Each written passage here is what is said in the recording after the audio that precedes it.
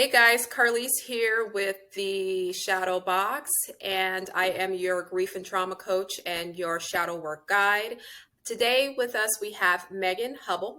Meagan is a grief educator and she is also a grief coach. Meagan has over 16 years of classroom experience and she has actually a master's in gifted education. Meagan, go ahead and start telling us a little bit about yourself and just what brought you into this world. Well, first, thank you so much for having me. I'm honored. It's been a while since I've done public speaking, but I'm excited to be able to do that again. I was used to it in the classroom, but I've been out of the classroom a few years. I entered the grief world through my mom, actually. So my mom was a mental health therapist, and I kind of always imagined that I would be in some kind of mental health role at some point. And when she passed away in 2024, I ended up on this path. And so I have been taking courses, working with clients, and will within a few hours be officially certified as a grief coach. A few more classroom hours, but I'm really, really enjoying it. And yeah, I just feel it's where I'm supposed to be right now. Yeah. Do you find that you went into this particular profession kind of as a coping mechanism or just to kind of teach you how to process what you were experiencing? That's a great question. So again, going back to thinking about kind of always potentially pursuing a mental health field, I think I always knew I would go into something. And as I kind of learned more and more about coaching, I realized that even if I didn't use this certification, I would still learn. But I went into it assuming that I would probably use it just because I love to help people. I love to hear their stories. I think it's really important in life to have connections and support. And so as a teacher, I definitely did that for my students. And so now I do that for clients. So I think it was probably a mix of both, but I definitely went with the intention knowing I was hoping going to be able to use it with other people. Yeah, and we're going to talk a little bit about how this all kind of ties together for your what do we want to call it? For your goals, so to speak. So we're gonna see how this all ties together at the end. So Meagan, there was a little bit of grief that happened before your mother passed away that kind of propelled you into this processing of loss. Go ahead and tell us about that part. Well, without talking for 10 hours, I'll give a brief summary. So I would say I probably started to understand grief as a teenager. I had some losses and my parents got divorced. And so I was kind of slowly entered into the world that way. And then in 2015, I call what I experienced an unexpected divorce. So I was a little bit blindsided with my divorce. And that really took me on the path of understanding kind of non-death loss, but I still don't think I had the language of truly understanding grief until my mom passed away. So I think I was grieving through the divorce process and then, which is actually coming up on 10 years now, and just goes to show that grief unfortunately does last forever, but we do learn how to carry it with us. But it wasn't until my mom and losing her that I say I was cracked wide open with her. Yeah. And we understand that there's these different aspects to grief. There's the difference in how you've experienced and felt when you had the divorce versus how you experienced and felt when you had the loss of your mother, which were both identity crisis, identity loss. You know, once you're first you're a wife and then you're kind of going through the process of wifing and family and all of that. And then you have your mother who passes away and it's like, okay, I am someone's daughter and the daughter that, you know, the mother that gave birth to me, she's no longer here. And so who am I now? And when we think about that part, let's go into the role that your mother played for you while you were experiencing the divorce. So my mom and I were extremely close. Always, we just had a great mother-daughter relationship. She was married. My stepdad was in the Navy. He's a pathologist in the Navy. So she traveled a lot. When I went through my divorce, she was actually living in Hawaii at the time.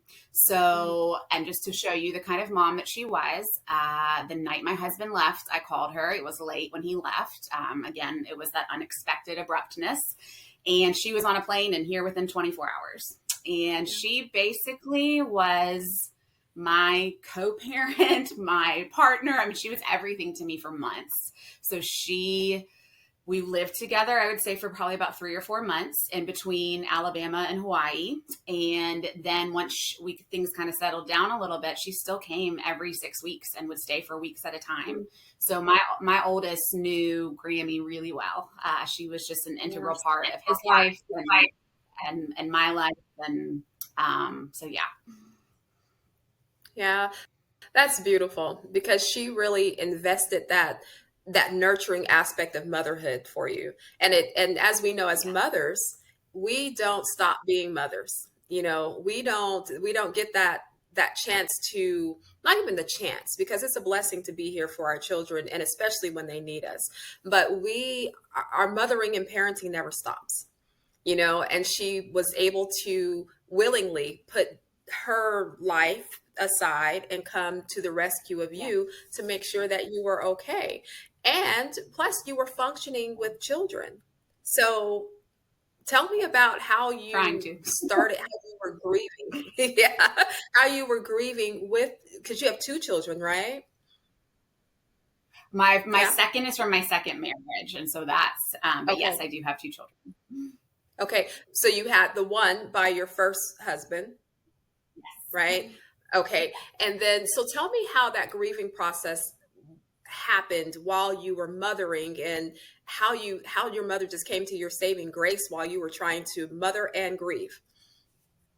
So, I mean, truly, I say this, and if anybody, knew my mom, they would say the same thing. She was just one of those magical people that just was extremely intuitive, extremely supportive. She had that magical power of supporting you while also kind of helping you grow, which I'm learning is such a gift in people, and not everybody has that gift. So as I was grieving, like you said, I mean, she was still a mom to me. So she was heartbroken. I mean, it was, I think, devastating to her to watch. And I mean, I remember numerous circumstances where I would just unravel, and she would my son was only 11 months old when my husband left. And so I was a very fresh mom, and she would just take the baby or toddler, and I would just sit in my tears, and we processed a lot together. And truly she was who I ran to anytime for any kind of support, if anything was going on, whether it was stuff with the divorce, once I started dating, whatever it was that I was navigating parenting, mom is number one on the speed dial. Awesome. And so your son didn't necessarily have to grieve with you because he was Correct. 11 months old. So he was kind of young enough for things to kind of simmer down before he noticed what was really going on. But how beautiful is it that you stated that you were sitting in your tears? Because that's what grief is about, right? Instead of running from it, you were able to saturate yourself in it, accept it, process it, and figure out how to take the next steps for your life. Yes, exactly. And that's what I encourage anyone going through grief. My mom would actually say to her clients, tears are healing. And there's actually like research behind that. And so I was taught that from an early age, and I am somebody that feels things very deeply. I'm a big feeler. And so I was taught to feel my feelings. And so I teach that to students, to my own children. And so, yes, I was fortunate enough to have that knowledge and know that in order to truly be able to kind of heal and take the next steps, I had to feel it. And it was awful. It was a very, very painful experience, but I don't think I'd be where I am right now if I hadn't let myself feel it. Definitely. Because how can you come into the driver's seat, so to speak, of being a grief coach or being a grief educator when you haven't navigated it yourself? Exactly. And so now you're able to give other people tools. You're able to meet them where they are, so that they can overcome or get past the certain levels that they're on, and you gave yourself that space and that opportunity to experience that. And we're just talking about one section of your grief, because now we're going to go all the way into the one that really broke you open, like you said, and it just exposed you to how do you live a life on the earth as who you are when the people or the person who brought you into the world is no longer there. Like, you have to just be out there floating, right? Yeah. Until you figure out what your raft is, Yeah. what happens with you, right? Yeah. So let's go into mom, and let's talk about her experience with her illness and how things progressed from there. Sure. So the way that you just described that was exactly how I've put it to many people. It's a bizarre experience to Mhm. be grounded in someone for so long and then they're just gone. And so I still am processing that and probably always will. So mom was extremely healthy.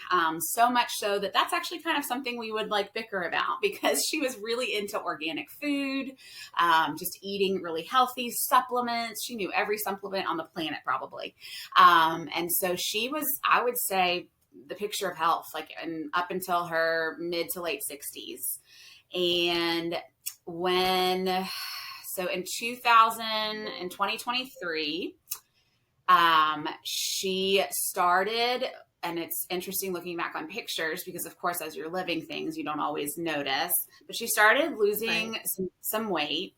And eventually, the thing that kind of started all of it was she ended up retaining fluid on her legs. And when that happened, as it progressed, it got bad pretty quickly.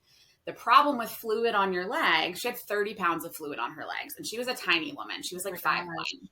gosh. So she, I mean, it just Yeah. looked uncomfortable. It felt uncomfortable. But when you go to doctors for that, they will often just kind of dismiss it as a heart issue. And so Yeah. she was kind of dismissed for a while, unfortunately. And again, knowing what I know now, I would have done things totally different. And I think my stepdad would have as well. I think we all would have, but we were just kind of trusting doctors that, they were saying it's a circulation issue, a heart issue. Like, she was taking diuretics, like, to get the fluid off. Like, we just went with the knowledge that we had. And then it just never got better. And my brother actually had an engagement party in New York in the fall of 2023. And I would say that was the last time we really saw her as her.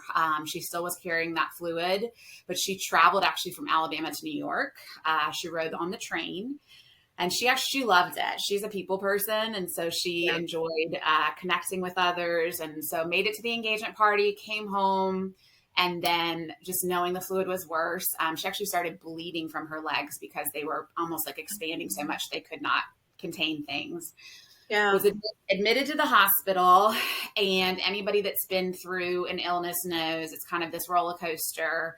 When she was first admitted, they, ran tests and they said, you'll be here maybe a few days. As the days progressed, they're like, there's more going on than we realize. So she ended up being in the hospital for 5 weeks. She was completely herself emotionally and intellectually, but physically, like, things were just kind of like all over the place. Like, there were heart things going on. Then there were the things with her legs. And so they ran a whole bunch of tests. And eventually we learned about the diagnosis amyloidosis. It is a word I had never heard before. And that's partly why the doctors missed it, because it's a very rare disease. And none of us had heard of it. I mean, I think my stepdad had learned about it in medical school, but it's almost something you never see. So that was not on anybody's radar. When she was first diagnosed with amyloidosis, she was given a good prognosis, and we learned about it as much as we could. And we were told, my brother was getting married in a year, and we were told that she was going to be there. Like, the doctors were, she was so healthy. She ate all that organic food, played tennis. So we were told she was going to make it through.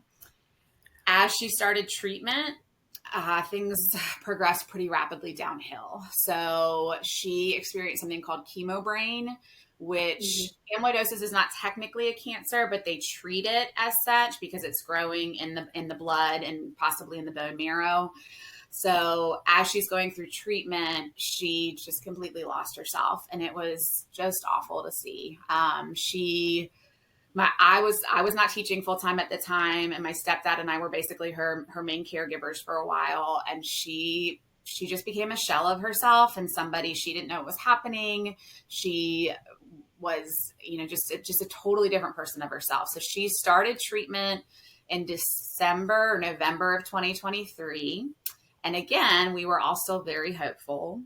By January, we were given the information that she likely only had a few years left instead of the decades that we were originally told. Mm-hmm. Still hopeful because she was healthy. By February, it was pretty obvious that she was deteriorating, but honestly, we were still hopeful. And then eventually her organs started to shut down. I think the treatment and the disease was just too much on her body, and she passed away on March 7th of 2024. Okay. Now, she was at home, or was she still in the hospital at this point? She was still in the hospital. So she stayed in the hospital those first 5 weeks, and then she was home for a while. And that was very tricky. And my heart goes out to anybody dealing with that, because having caregivers, navigating all of that is so tricky. And so she actually didn't go back into the hospital. She would have a few stints here and there for different things, like her potassium was off sometimes, but she didn't go back into the hospital until the end of February. So she was home the majority of the months that she was going through treatment. And then when she entered the hospital at the end of February, we still thought she was coming out. She went in, I think, for potassium and some other things. And as the days progressed, it just got bad very quickly. It just rapidly went downhill. Yeah. And how did you start to navigate that? Because you are under the notion that you're losing your mom. I mean, I'm pretty sure it started to kind of settle in, but it's a difference. I would imagine that it's a difference between knowing that you're losing your mom, but losing her ahead of time when she started having the chemo brain. And I think you called it chemopsychosis. Is that what you called it? Okay. How did you start to navigate that? How did you start to settle that in your heart? This is what's really going on. I would say there was probably some denial going on at first, because she was still there. She would show up sometimes, and it was bizarre how it would happen. I actually have texts from her in February even of, I'm here right now. I'm myself. And then later in the day, it would be tricky. And so I think because we were getting little glimpses of her, we were still really hopeful. And I'm a big believer in hope. And so I honestly think the hope is kind of what helped me stay steady for months. It wasn't until those last few weeks that it really started to hit me. And one of the most powerful things my mom, she taught me, I would say a million powerful things probably, but one of them was perspective. And even when she was sick, and even when her brain wasn't processing well, when we got the news that, I think the doctor said, average lifespan is 2 years. One of the first things she said was, well, at least it isn't 2 months. And and she was really sick at that point. And so for her to still have that kind of mindset was just, inspiring in many ways. And she fought so hard. And so I think that was helpful for my own spirit, to see her fighting so hard and knowing that she was doing everything humanly possible to stay. So I think that also helped me navigate. And then, of course, I was in therapy a lot. That also helped. Yeah, I bet. Yeah. When you mentioned hope, what does hope mean to you? Give me your definition of hope. Oh, hope is tricky. Hope is actually something that I started to kind of dig into during my divorce. There's a poem, Hope is the Thing with Feathers, and I had that quote in multiple places in my home. And I think what I have decided hope means, because hope, I have learned, sadly, doesn't always mean things work out. But I think what it does mean, if we let it, is that there's still hope that there's more good. And so it may not be the good that you expected. It may not be the life that you expected, wanted, signed up for. I can talk all day long about that. None of my life has not turned out in any way that I thought it was going to. But I really think what has helped me ground myself, stay at peace, be a good wife, a good mom, a good coach, just basically a way to help support others, is that I have learned that there are still good things that happen eventually. You just have to be willing to go through it. You have to do the work, as many people say. Yeah, definitely. And like you said, sometimes things don't turn out the way that you want it to, but that hope is, I know that there's something better. I know that there's something good. I know that there's something that's on the other end of the spectrum of what I'm experiencing right now.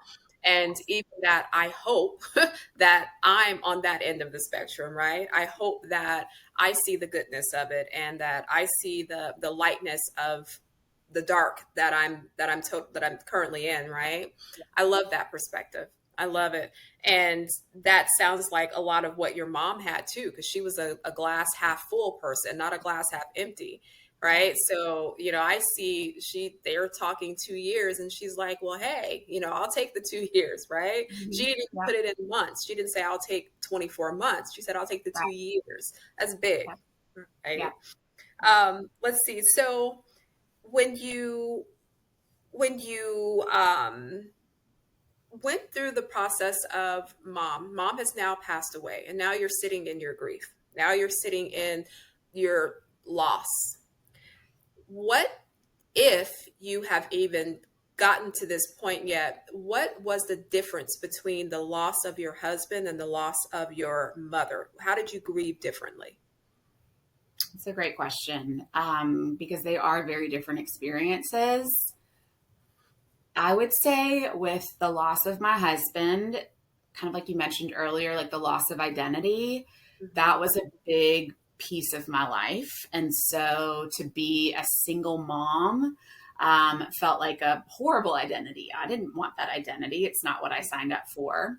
So I think with the divorce, it was the loss of identity as well as the grief for my child. I knew growing up, I think in many ways my own parents' divorce made me a more kind of flexible, compassionate person, but it's still painful. It's still a divorce. And so I knew that I did not want that for my own children. And so much so that before I got married to my first husband, I made him promise to me, that divorce was not on the table, that it wasn't an option, that, if you thought it was an option, like, let's not get married. And so I think I grieved that. I grieved the loss of trust. And so it's just multiple layers of things, and things would come up as, my son was aging and different life experiences. Even simple things like going to soccer games and being like the single mom at soccer games. Like in our community, there's just not a lot of single moms. And so grieving, the discomfort and having to lean into that. So that was more almost just kind of everyday life grief. With my mom, it just felt so much deeper. It felt so much more raw. Like with the divorce, it felt as if this is painful. I don't want to go through this, but I trust enough in myself that I will get to the other side of this. Yeah. And part of the reason of that trust was my mom, her support. Mm-hmm. And so when I lost her, my whole life, anytime I'd gone through something hard, she was there. And so it was I felt like I was free falling. It just was this terrifying feeling of, who do I go to now? Now what do I do? And so it was scary. The first few months were just really scary. I remember my husband saying to me multiple times, like, I'm just really worried about you. And I would say to him, I'm worried about me too.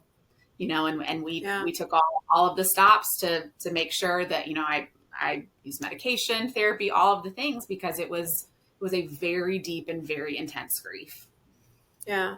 And we're still relatively new in it, right? It's still, but for you to even be able to talk about it now, for you to even be able to have the perspective, mom rubs off on you some more, for you to have the perspective that you have now speaks volumes of your willingness to process it as it is, not trying to necessarily run from it, not trying to necessarily even explain it away. Like you said, it's raw. There's no there's not a best word, if that's even the right place how to put it. There's no best word for grief but Yeah. rawness. And if you Yeah. don't sit in that rawness, then you'll try to run from it for the rest of your life, For pretty much. sure. And I, you know what? I tell clients when they have blocked it out, I'm like, I understand why. Like, it's awful. Yeah. It is a horrible experience. But the kind of comfort, I guess, in it is that if you're willing to sit in it, you don't have to do it alone. And Yeah. that really is what I think guided me and supported me, is that while I was so used to my mom being the support, I found other people. And that goes back to that hope thing of, okay, like there are other compassionate, nurturing people in the world that can support me and kind of hold me up as I can't hold myself up. Yeah. And you became one. Yeah. So it's a give. It's a win-win. When Yeah. you think about your losses, what did they expose out of you? Like you said, mom, that loss cracked you open. When you're cracked open, you come spilling out. Everything comes spilling out. What Yes. did you notice in those spills about yourself that you had either kind of swept under the rug, that you kind of dismissed? What did you notice? Everything. I mean, like you said, when you crack yourself open, it's all there.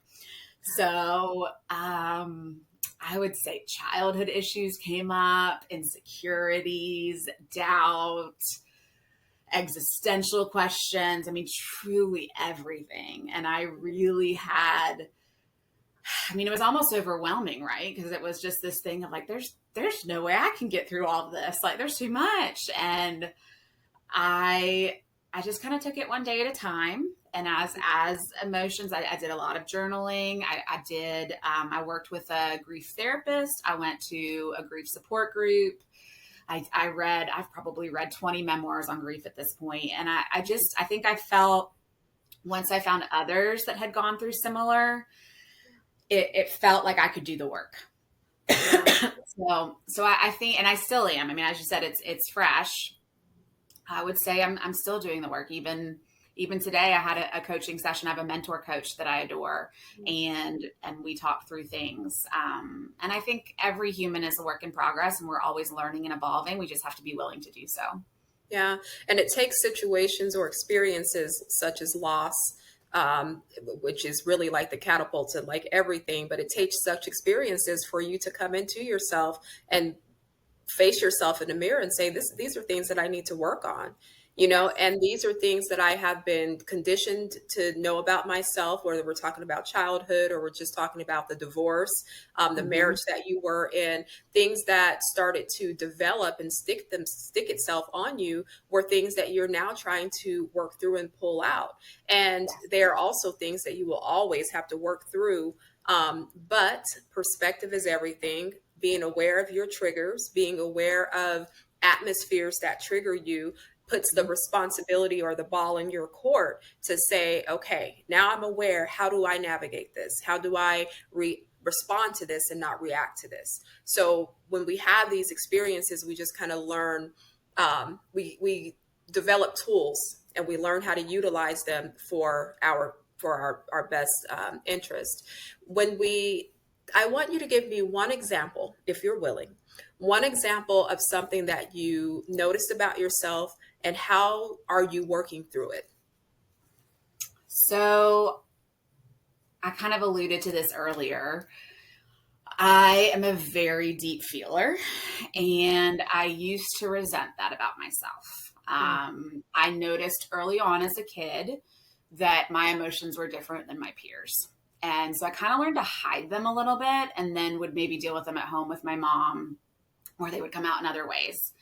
And as I aged and, began new friendships or dating relationships, again, I always kind of felt like there was something wrong with it. And through this experience of the loss of my mom, who was also a pretty sensitive person, I have come to almost view it, I kind of jokingly say this, but there's truth to it, as a superpower, because I actually think that being that empathetic, as sometimes intense as it can be, is also what helps me connect to others, support others, understand others. But for the longest time, I tried so hard to just be a different version of that, because you're almost told you're too much. And I felt that. I felt that. I was told that at different points by different people, not necessarily in that language, but just like, well, wow, like you're feeling that really intensely. It's Yeah. like, I am.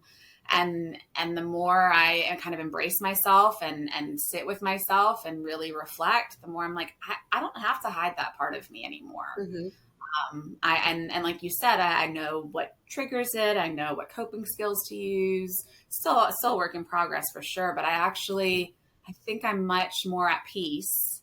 And this is to give anybody hope that's listening, because I don't think I would have ever thought that I would have said that right when my mom died. But I think I'm much more at peace with who I am. I think when you Yeah. go through such a profound loss, you you have your choice in how you respond to it. But if you're willing to respond to it with an open heart and to sit in your pain and your process, you kind of go to the next level of who you are, and it's peaceful. Definitely, because a lot of the stigmas and a lot of the labels and just everything again that people have been slapping on you forever start to fall off, and you start to realize, like, who am I really at my core's level? Who am I at my authentic level? And Exactly. so you're more willing to, because loss is when you lose someone that's so important to you and you've been attached to them for so long. And then you look at the number of age. How old was your mother? She was 69, so she was still 69. pretty young. Yeah. Right. So we look at the number of age, and we can count to 69 in less than how many minutes. When we look at that, it's like, I think that I want to live my life in an authentic way. I think I want to live it in an intentional and a purposeful way that I am satisfied with, that I'm happy with, that I know that I am being fully myself, so that I could enjoy the fruits of all of this labor that I have to do in this thing called life, right? Yes, yes, And so, absolutely. that is one of the most beautiful things that we can do, is come into ourselves when we do experience such loss. Yeah. Um, with that, would you say that how what's your definition of purpose, and how are you coming into your purpose? It's a great question. And I think one that we're taught early on to ask. It's actually really interesting parenting a preteen, because we're slowly having those conversations. And I would say that the definition of purpose changes. So my purpose as a 20-year-old was different than a 30-year-old, and different than an almost 40-year-old. So to me, purpose is, I've been using the word intuition a lot lately. And as a very anxious person, intuition was a word I avoided, because when you tell somebody that's anxious to trust their gut, my response was always, well, my gut's full of anxiety. There's nothing there to trust, And Yeah. so I think when you're in your purpose, you have this kind of unique feeling to you that you're exactly where you're supposed to be. Yeah. So I'll give you an example. Like in my own life with teaching, I loved teaching. I did it for 16 years. And especially gifted teaching. I really thought that was kind of my calling. I really thought I would do this for a long time. And as I kind of continued on that career path and things shifted in my own life, I realized that my purpose was changing some. I had different kind of priorities. I had different energy levels. That was scary to me, because, a lot of educators, not all of them, you either kind of stay or you go. There's not many that do what I did and leave at like the 16-year mark. It's like the first few years and then they're gone, or they're in it for 25 to 30 years. Yeah. And so when I left, it was terrifying, because I didn't know my purpose anymore.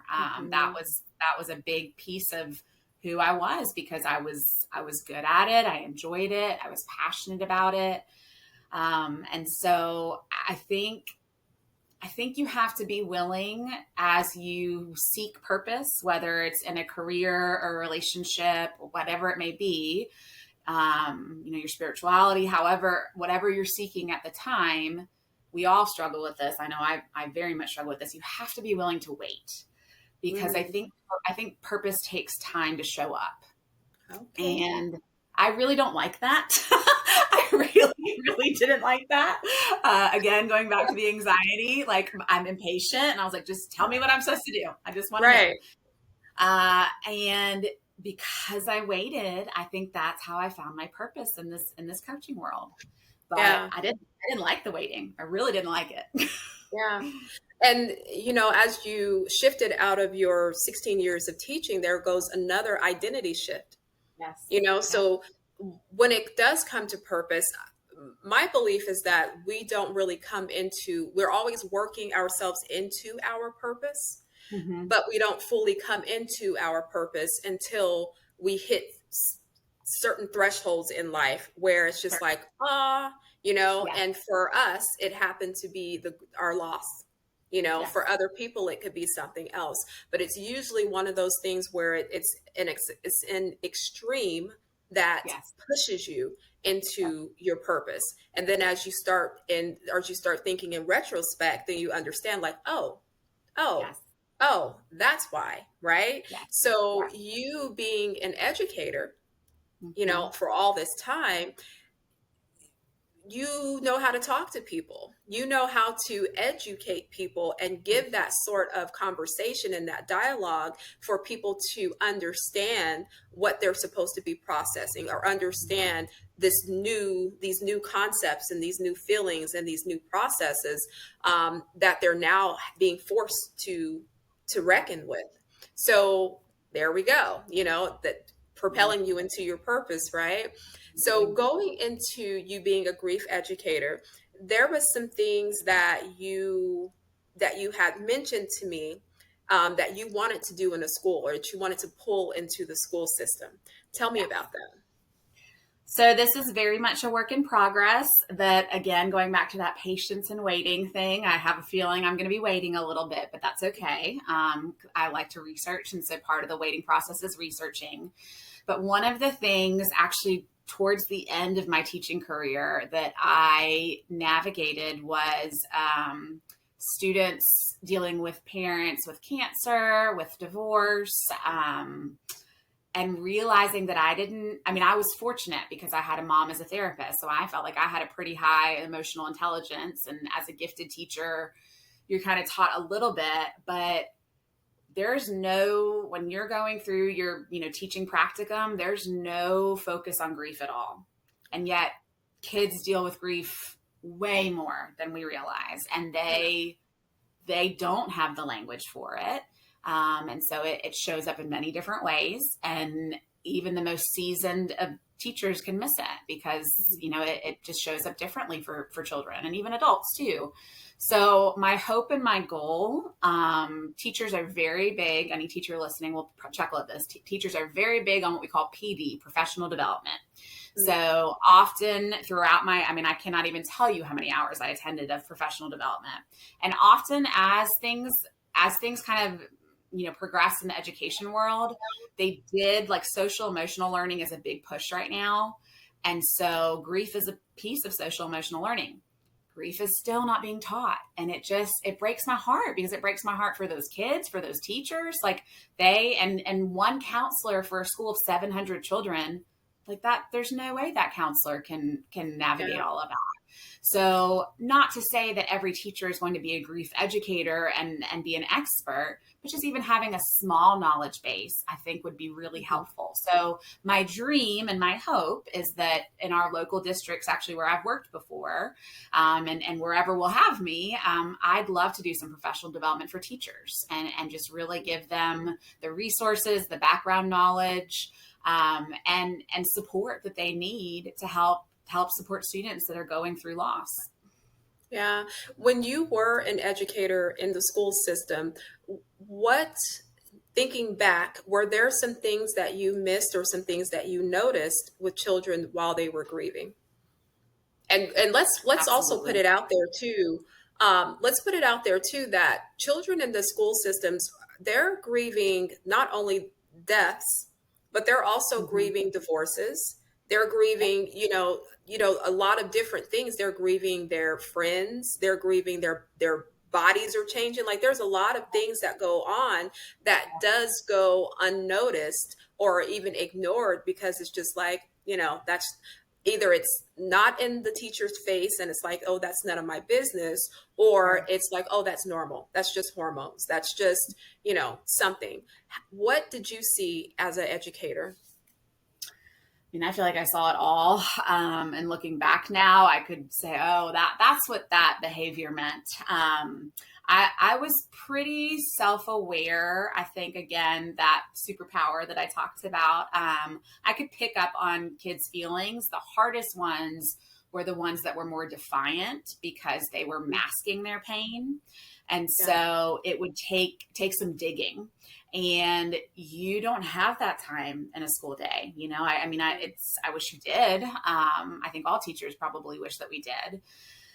So I would say probably numerous things went unnoticed, or, not addressed as much as I wish they could have been, just because of lack of time and resources. I often had my students journal.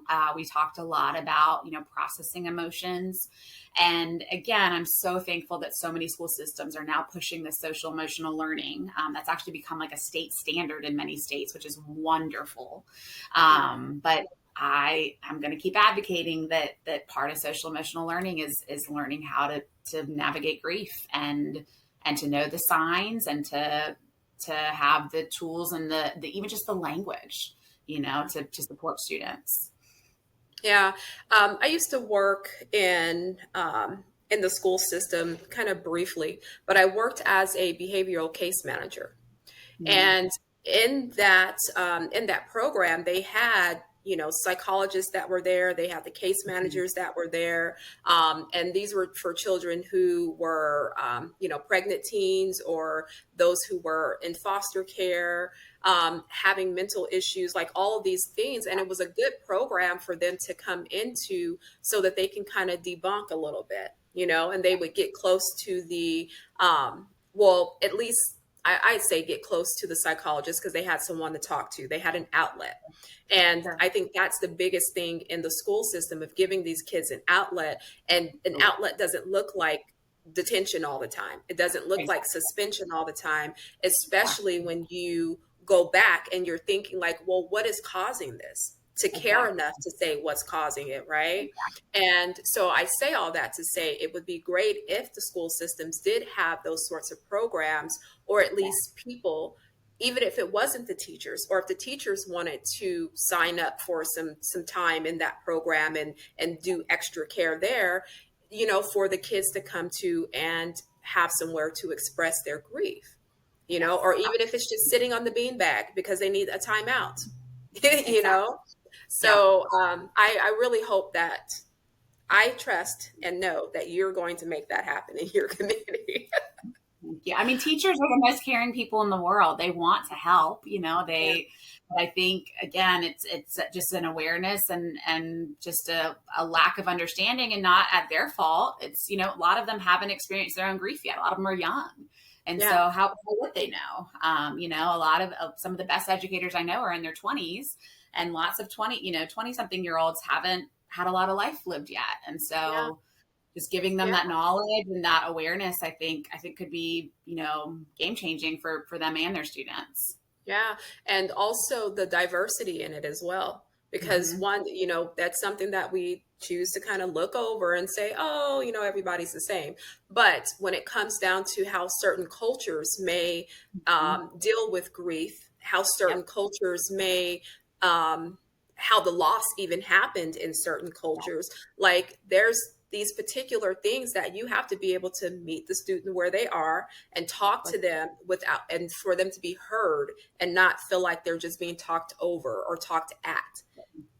Yep. So I think that, as you're developing these programs and everyone's kind of getting in tune, there must be those pieces that are put in there so that, everyone can be reached. Absolutely. Definitely. um let's see. So tell me more about the projects or the goals that you have? What are we looking forward to from you, Meagan? I have so many, so I'll try and keep it kind of brief. Honestly, I feel, I was just telling somebody this when I first started teaching, it's that excitement of, this is brand new. I can't wait to share my passion, share my knowledge. And I'm just looking forward to helping, as many people that want help. So I realized when I first kind of entered this field, I was focusing on death loss. And as I've kind of grown myself over the last few months, supporting people in non-death loss is really important to me. And so actually a lot of the clients that I've seen over the last few months, it's been non-death loss. I kind of assumed that I would only be talking about death loss because of my mom. And that's definitely something I'm still extremely passionate about. But I'm realizing that the loss of relationship, loss of jobs, all of that is so important too to process and have support through. So focusing on that a lot. Doing a lot of reading, and then also slowly building a portfolio, and this is the teacher in me, but building a portfolio of activities for clients. And of course I had this thought like, oh, well, this would be a great thing to turn into a workbook. So kind of thinking about that, but already have found myself, I've created, I think maybe probably 3 to 5 just within the last few weeks of just different activities that, I was used to this lesson planning. And so it's the same thing, kind of lesson planning for my clients. And I've gotten some good feedback that it's helpful to kind of have something to focus on in between sessions, that they can, kind of remind themselves like, oh yeah, this is my goal that I'm working towards. Here's, me processing things that are going on. So like just recently I gave out a handout to a client about like strengths, weaknesses, opportunities, and setbacks, and kind of how to navigate all that. And so I asked them like guiding questions, and it was funny actually creating it because my teacher brain was like, this is what I used to do for book club. And now I'm doing it for clients. And so just creating those resources for people. And then just furthering my own knowledge and just connection to others, and learning too this is a little hard for me because I love to talk and I love to research, but just kind of sitting with people. So learning to kind of going back to that, like patience of supporting people where they are, being a good listener, really working on active listening. I feel like as a teacher, I was a strong listener, but really honing in on that skill. So working on that just kind of personally. Yeah, definitely. I'm glad that you kind of mentioned that too, because even as a coach or a teacher or educator, however you want to put it, it's like our service is to guide people. Our service is to help people get somewhere, which can be directional. We give direction, we give our advice and our input, but being able to listen to what they need, not just give them that information from our knowledge or even our experience or whatever. It's like you have to sit with people and you have to listen to them, because one size doesn't fit all when it comes to what everyone needs. Exactly.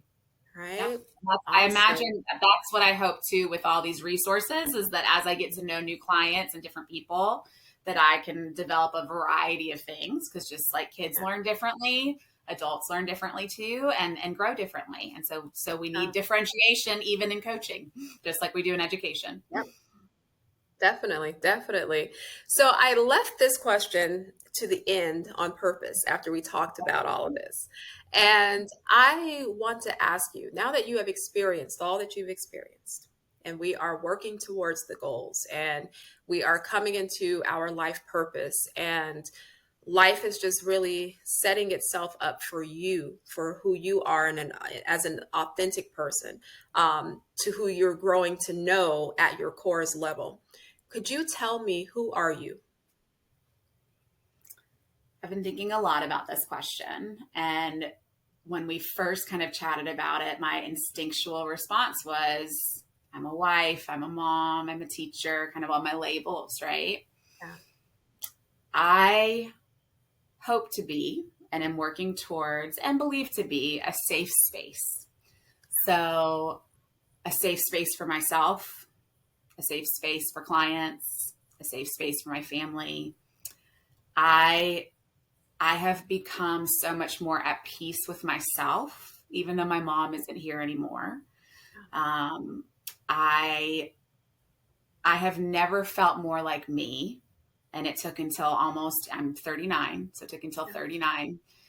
And I want that for others. And I want it earlier. I wish I had Mhm. had, I tell my almost 11-year-old, like, be who you are, be true to you. So who I am is in the most simple of ways, just somebody that wants other people to feel safe. And I Yeah. hope that I can help support them along the way to get there. Yeah. Awesome, Megan. I love that. I love it. I love it. I love it. Tell us how we can get in contact with you for your grief educating, your resources, all of that, and everything that she says. We will have in her bio under the podcast as well. So I'm pretty active on Instagram. I've got a coaching account there. I think that's actually how we connected. And I've connected with a lot of other coaches and clients even that way. So Instagram, I also have a website, that I'm hoping to add some of those resources to eventually. And then also on LinkedIn. So active on all three of those for sure. Awesome. Okay. Let's see. And what's your website? It's actually mhubbellcoaching.com. Kept it simple. There you go. Simple is better sometimes, Yep. right? Well, Megan, I thank you so much for coming in to the Shadow Box and just explaining to us what your purpose is, how you came into your purpose, your vision for your purpose, and I think that purpose is just like the word for this whole for our meeting here, because you really see from the beginning all the way up until now how your purpose was really driven out for you. And I love the way that you naturally and organically embrace it. Like it's a natural thing for you. It doesn't it even though you're going through the process of your grieving and just trying to make sense of it all, it's still a natural thing for you. And that's why, sometimes when I see these certificates for grief coaching or become a grief coach or become, I'm like, yeah, sometimes that's not natural. Just because you have the certificate doesn't mean that you have what it takes to meet people where they are. And I just see in you that you definitely have what it takes to meet people where they are, and that it's been truly a privilege to sit here and talk to you today. Thank you so much. I appreciate you having me. And I'm thankful for the opportunity. Awesome. Well, everyone else, thank you for coming into the Shadow Box and experiencing Megan with us. And until next time, namaste.